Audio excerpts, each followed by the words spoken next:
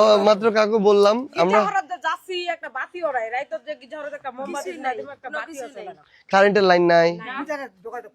হ্যাঁ এটা কেমন কথা? আচ্ছা দাঁড়ান দেখি, মিটারটা ওইতে ধরেন 7 দিন দেরি হবে সাপোজ, 7 দিন ওটা আলো ছাড়া কি তার হইবে? কারো বাড়ির এখন তার দিয়ে একটা লাইট ঢুকা দেওয়া যায় না?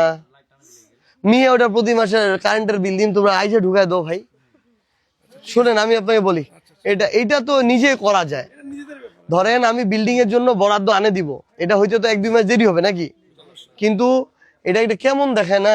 শুনেন এটা হইলো এই নাইম মিটারে আবেদন করুক, ওইটা আইস, কিন্তু আইসে যেটা করা সম্ভব তি দরকার মালিক তার আনুক। যে কারো বাড়ি থেকে একটা লাইটত মাসে বিল উঠবে 60, 70, 80, 100 টাকা, এর বেশি তো জীবনে উঠবে না। 24 ঘন্টা জ্বললেও 100 টাকা পার হবে না বিল।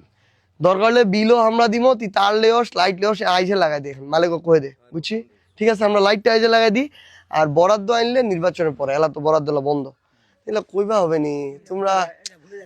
তোমরা শুনেন দি, তোমরা বাইকটা থেকে বাইরে হবা হবে লোকগুলো বাইরে নিয়ে খুঁজি আমার হালদি বিজয় তোমার কতক্ষণ লাগে?